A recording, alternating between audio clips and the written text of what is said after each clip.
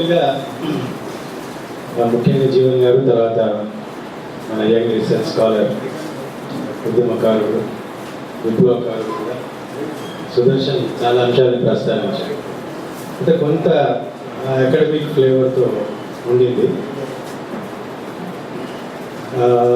నేను కొంచెం down to earth లెవెల్లో కొంచెం మాట్లాడతాను. అసలు ఆస్పిరేషన్స్ అనేవి మనం ఎక్కడి నుంచి డిరైవ్ చేసుకుంటాం, ఆ డిరైవ్ చేసుకునే దానికోసం సోర్స్ ఎక్కడ చూస్తాం మనం. నా దృష్టిలో ఇంతకుముందు మాట్లాడిన ఇద్దరు వక్తలు కూడా దానిపైన చాలా సుదీర్ఘంగా చర్చించారు. అంటే ప్రజల కష్టాలు, సమాజంలో ఉన్న వివిధ వర్గాల మధ్యన ఉన్న కొంత ఘర్షణలు కానీ, స్ట్రగుల్ కానీ, కాన్ఫ్లిక్ట్ కానీ, వాటి నుంచి నేను అనుకోవడం ఏంటంటే, ఇప్పుడు జూన్ 2 తర్వాత రాబోయే కొత్త తెలంగాణ ప్రభుత్వం ప్రజల కోసం ఏం చేస్తుంది అంటే, ప్రజలు కొత్త ప్రభుత్వం నుంచి అంటే ఒక డెమోక్రటిక్ కాన్స్టిట్యూషనల్ ఫ్రేమ్వర్క్లో మిగతా ఆల్టర్నేటివ్స్ అవన్నీ చాలా ఉన్నాయి. వాటికి సైద్ధాంతిక పరంగా మేధోపరమైన చర్చలు మనం చేసుకోవచ్చు. కానీ అంటే ఇవాళ ఇండియన్ కాన్స్టిట్యూషన్ అనేది ఒకటి ఉంది. మనకందరికీ డెమోక్రటిక్ మెథడ్స్ మనకందరికీ తెలుసు, ఎలక్టోరల్ పాలిటిక్స్ ఇవన్నీ. సో నేను ఆ ఫ్రేమ్వర్క్లోనే నేను చెప్తున్నాను. ఆల్టర్నేటివ్స్ గురించి మనం సెపరేట్గా మాట్లాడుకోవచ్చు. నేను అనుకోవడం ఏంటంటే, చాలా వరకు ప్రజలు ఇన్ని వర్గాల వారు ఇంతకుముందు ఇద్దరు చెప్పిన వక్తలు చెప్పిన దాని నుంచి మనం తీసుకున్నట్టయితే, అసలు తెలంగాణ కోసం పాటుపడని వ్యక్తి అంటూ లేడు. ప్రత్యక్షంగానైనా పరోక్షంగానైనా ఏదో ఒక విధంగా. మిత్రులు చెప్పినట్టుగా కొంతమంది టూల్స్ తీసుకొచ్చి రోడ్డు మీద కూర్చోవడం అంటే అదొక ఫార్మ్ ఆఫ్ ప్రొటెస్ట్. సో కాబట్టి సుమారుగా ఈ 4 కోట్ల ప్రజలు రేపు tomorrow they are expecting a better life. To put it in very simple words, ఏ రకమైన బెటర్ లైఫ్ అంటే, ఇప్పటి వరకు ఈ 56 నుంచి కానీ అంతకుముందు గతంలో నుంచి వస్తున్న చారిత్రక క్రమంలో వస్తున్న ఉద్యమాలు కానీ, ఆ ఉద్యమాలు లేవనెత్తిన అంశాలు కానీ, ఆర్టికులేట్ చేసిన ఇష్యూస్ ఏవైతే ఉన్నాయో వాటన్నిటికీ కల్మినేషన్గా జూన్ 2 తర్వాత ఒక రాజ్యాంగబద్ధమైన ఒక రాజ్యం ఏర్పడుతున్న క్రమంలో పీపుల్ ఏం కోరుకుంటున్నారు నేను అనుకోవడం, చాలా వరకు ఒక ప్రజాస్వామికమైన తెలంగాణను కోరుకుంటున్నారని నేను అనుకుంటున్నాను. అంటే ఎక్కడైతే ప్రజలు తమకున్న సమస్యల్ని వాయిస్ చేయడానికి స్టేట్ ఇన్స్ట్రుమెంట్స్ ఏవి కూడా వాటిని అణచివేయకుండా ఉండడానికి. ఎందుకంటే ఉద్యమంలో చాలా మనకి ఎక్స్పెక్టేషన్స్ బాగా రైజ్ అయినాయి. అంటే తెలంగాణ రావడమే panacea for all the ills of Telangana.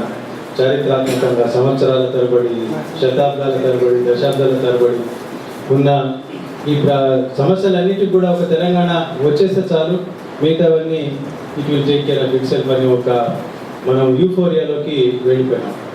కాబట్టి రేపటి ప్రభుత్వాల మీద చాలా పెద్ద బాధ్యతలు ఉన్నాయి. మరి మేనిఫెస్టోస్ చూస్తే మాత్రం చాలా వైడ్ గ్యాప్ కనిపిస్తుంది. మనం మేనిఫెస్టోస్ అన్నీ చూస్తే కూడా గవర్నమెంట్స్ అన్నీ మేము ఏదో మీకు ఇస్తాం, మీరు తీసుకోవాలి అన్నట్టు ఆ రకంగా మనకు అనిపిస్తుంది. మేము ఇల్లు కట్టిస్తాము, లేకపోతే అది చేస్తాము. బట్ ఎనేబులింగ్ అంటే పౌరుడు తనకు తాను కాళ్ళ మీద నిలబడే వాతావరణాన్ని కల్పిస్తున్నామని ఎక్కడ అనట్లేదు. పౌరుడు తనకు తానుగా తన కాళ్ళ మీద నిలబడే వాతావరణాన్ని కల్పిస్తున్నామని ఎక్కడ అనట్లేదు. మేము అది చేస్తాం, ఇది చేస్తాం అంటే మేము ఇస్తూనే ఉంటాం, మీరు తీసుకుంటూనే ఉండాలి అనే ఒక ధోరణిలోనే అన్ని పార్టీలు మాట్లాడుతున్నాయి.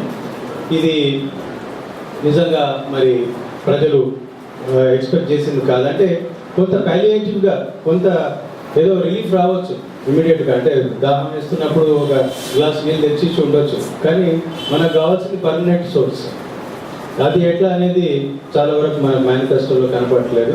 అది ఆ విధంగా పీపుల్స్ ఆస్పిరేషన్స్ అనేవి రేపు రాబోయే పొలిటికల్ పార్టీస్ ఒక డెమోక్రటిక్ కాన్స్టిట్యూషనల్ ఫ్రేమ్వర్క్లో అవి వర్కౌట్ అవుతాయని మనం అనుకోవడం లేదు. అంటే ఆ గ్యాప్ ఇంకా అట్లాగే మనకు కనిపిస్తున్నది. రెండవది విషయం ఏంటంటే, చాలా వరకు అధికార వికేంద్రీకరణ నిజంగా రేపటి ప్రభుత్వాలు చిత్తశుద్ధితో దీన్ని ఈ ప్రాసెస్ని ముందుకు తీసుకెళ్తాయా అంటే, రాజ్యాంగం ఇచ్చిన 73, 74 అధికరణ అమెండ్మెంట్స్ ఏవైతే ఉన్నాయో, డీసెంట్రలైజేషన్స్ అంటే రీసెంట్గా జెడ్పీటీసీ ఎంపీటీసీ ఎలక్షన్స్ అవన్నీ అయినాయి. బట్ అవి ఎంతవరకు నిజంగా ఈ స్థానిక సంస్థలు ఆర్థికంగా పరిపుష్టిగా ఉంటాయి, సొంతంగా వాళ్ళు నిర్ణయాలు తీసుకోగలుగుతారు, స్థానికంగా ఉండే సమస్యలకి ఏ రకంగా వాళ్ళు పరిష్కారం చూపించగలుగుతారు, లేకపోతే ప్రభుత్వ ఖజానాలో డబ్బంతా ఒక చీఫ్ మినిస్టర్ చేతిలోనో ఒక ఫైనాన్స్ సెక్రటరీ చేతిలోనో ఉండి మరి ఒక ఎంపీటీసీ జెడ్పీటీసీ సభ్యుడు కానీ చీఫ్ కానీ వచ్చి మళ్ళీ రేపు సెక్రటేరియట్లో పైరవ్ చేసుకోవాల్సిన పరిస్థితి వస్తుందా అనేది మనం చూడాలి. కాబట్టి రేపటి ఈ నిర్ణయాధికారం ఎక్కడి నుంచి ఉంటుంది, వెదర్ ఇట్ ఈస్ టాప్ డౌనా లేక బాటమ్ అప్, ఇది అనేది ఒక ప్రధానమైన అంశంగా నేను ఊహిస్తున్నాను. ఇది ప్రజలు కోరుకునేది ఏమిటంటే స్థానికంగా ఎక్కడి సమస్యలు అక్కడే పరిష్కారమయ్యే విధంగా మన పొలిటికల్ అండ్ ఎగ్జిక్యూటివ్ స్ట్రక్చర్స్ ఉండాలనేది నా అభిప్రాయం. అది నిజంగా ఎంతవరకు ఆకాంక్ష నెరవేరుతుందో మనం చూడాల్సి ఉంది. ప్రధానంగా ఈ ఉద్యమ క్రమంలో మనం చూసిన చాలా అంశాలలో రేపటి ప్రభుత్వం ఇమ్మీడియట్గా ప్రయారిటైజ్ చేయవలసిన ఇష్యూస్లో నేను అనుకోవడం ఒకటి ఏంటంటే ఇరిగేషన్ ఒకటి. బీడుపట్టిన భూములన్నింటిలో కూడా మనం ఎట్లా నీళ్ళతో తడిపి మరి పంటలు ఎట్లా పండించుకోవాలి, ఇంతకుముందు మిత్రుడు సుదర్శన్ చెప్పినట్టుగా మళ్ళీ దాని నుంచి వచ్చే ఆ పరిణామాలు వాటిని ప్రత్యేకంగా మనం చర్చించుకోవచ్చు. ఎందుకంటే ఏ సర్ప్లస్ నుంచి అయితే ఇంపాక్ట్ ఏదైతే అన్ని రంగాల మీద పడిందో అట్లాంటి ఇంపాక్ట్ రేపు తెలంగాణలో ఎట్లా ఉండబోతుంది అనేది తర్వాత సంగతి. కానీ బట్ ఇమ్మీడియట్గా మనకు కావాల్సింది ఏంటంటే భారీ ఎత్తున ఇరిగేషన్. చాలా పార్టీలు కూడా ఈ విషయం మీద ప్రామిస్ చేసినాయి, లిఫ్ట్ ఇరిగేషన్ పెడతామని. తర్వాత బట్ అందులో నేను అనుకోవడం ఏంటంటే ఈ ఇరిగేషన్కి భారీ ప్రాజెక్టుల బదులుగా చారిత్రకంగా ఈ ప్రాంతంలో భౌగోళికంగా ఉన్న ఈ ప్రాంతంలో చాలా వరకు ఉన్న చిన్న చిన్న కుంటలు, చెరువులు వీటినన్నింటినీ పునరుద్ధరించాల్సిన అవసరం అర్జెంటుగా ఉందని నేను అనుకుంటున్నా. కాబట్టి భారీ ప్రాజెక్టులు తీసుకొని కాంట్రాక్టర్ల జేబులోకి డబ్బులు పోవడం కంటే కూడా చిన్న చిన్న చెరువులు, కుంటలు వీటిని అభివృద్ధి చేసుకొని గ్రౌండ్ వాటర్ రీఛార్జ్ చేసుకోవడం వల్ల ఇటు డ్రింకింగ్ వాటర్ ప్రాబ్లం, అటు ఇరిగేషన్ రెండు కూడా ఒకటేసారి సాల్వ్ అవుతాయి అనుకుంటాను నేను. కాబట్టి ప్రజలు ముఖ్యంగా కోరుకునేది ఏమిటంటే ఈ బేసిక్ అవసరాలు, అంటే తాగడానికి నీరు, చేయడానికి పని. కాబట్టి the economic policy of the new government ఎట్లా ఉండబోతుంది, పర్టికులర్లీ అంటే ఎంప్లాయ్మెంట్ క్రియేషన్ ఓరియంటెడ్ ఉంటుందా లేకపోతే క్యాపిటల్ ఇంటెన్సివ్గా ఉంటుంది అనేది కూడా ఒక ప్రధానమైన అంశంగా నేను అనుకుంటున్నా.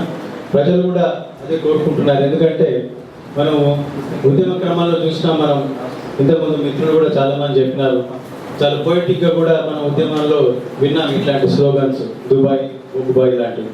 మరి ఆ దుబాయ్ బొగ్గుబాయిలు కాకుండా ఉండాలి, మళ్ళీ దుబాయ్కి మనం పోనవసరం లేదంటే మరి ఎంప్లాయ్మెంట్ ఎట్లా మనం క్రియేట్ చేయాలి?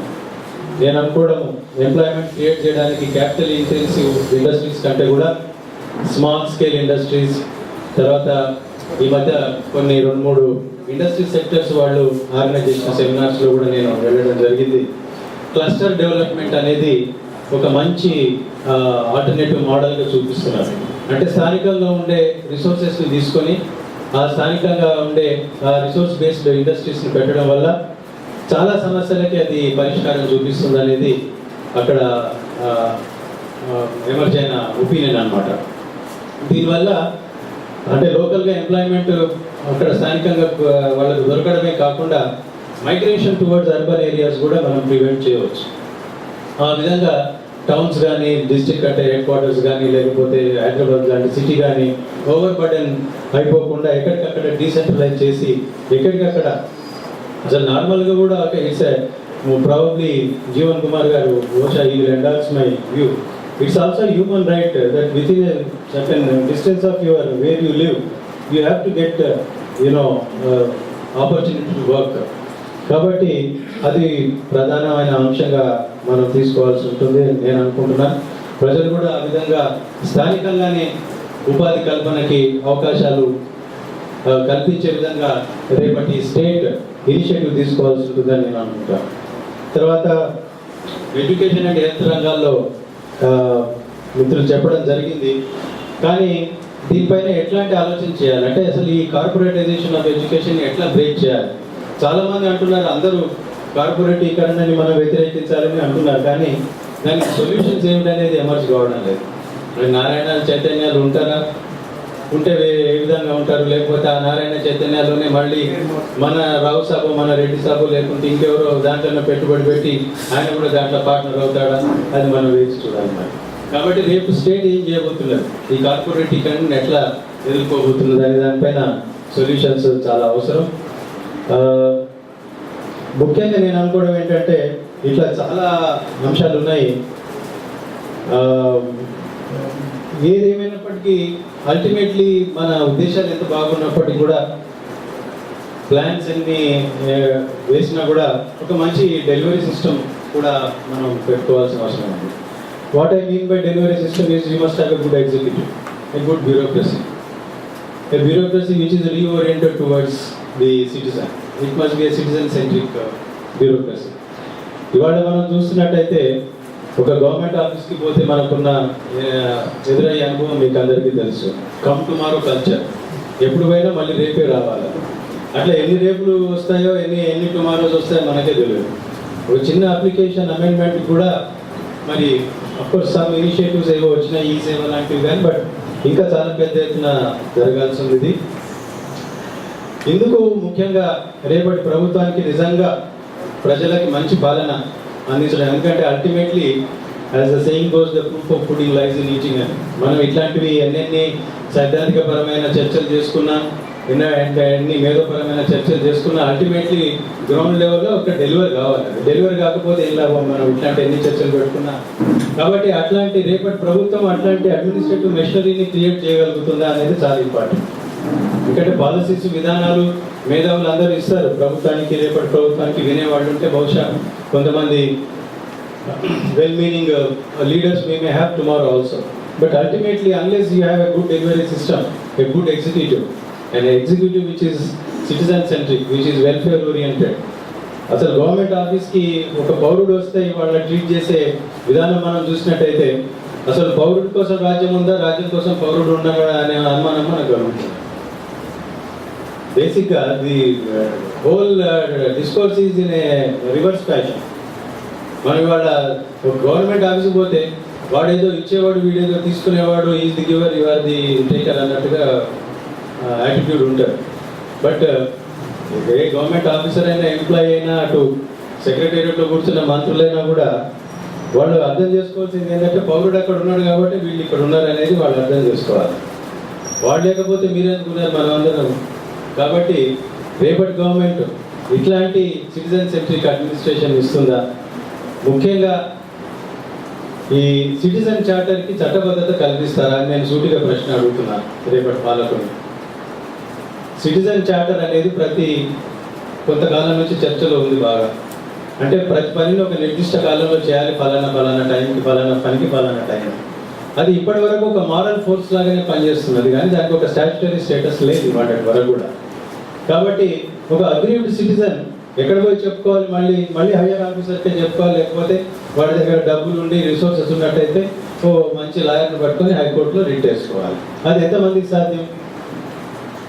కాబట్టి సిటిజన్ చార్టర్కి రేపటి ప్రభుత్వాలు చట్టబద్ధత కల్పిస్తాయా? అంటే నిర్దిష్ట కాల పరిమితిలో మీరు సిటిజన్స్కి సేవలు అందించగలుగుతారా? ఇవి రేపటి ప్రభుత్వాలు చేయవలసిన పనులు. నేను అనుకోవడం కొత్త చట్టాలు, ప్రతి చిన్న అంశానికి కూడా ఒక కొత్త చట్టాలు చేసి మనం ఇప్పటికే ఒక లీగల్ ఫ్రాటర్నిటీలో, లీగల్ సర్కిల్స్లో ఒక సేయింగ్ ఉన్నది, ఇది India will suffer from obesity of laws and anaemia of enforcement. చెప్పుకోవడానికి చచ్చేన్ని చట్టాలు ఉన్నాయి మన దగ్గర.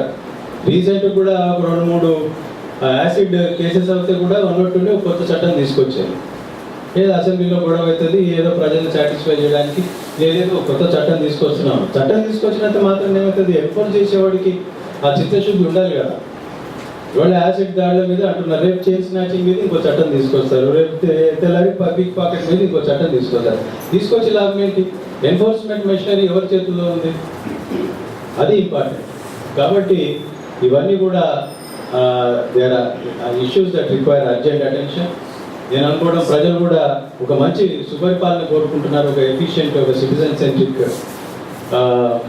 ఫ్రెండ్లీ గవర్నమెంట్ని కోరుకుంటున్నారు. అట్ ది సేమ్ టైం ఒక డెమోక్రటిక్ ఎన్విరాన్మెంట్ కూడా ప్రివేల్ అవుతుందేమో, ప్రివేల్ కావాలని కూడా కోరుకుంటున్నారు నేను అనుకోవడం.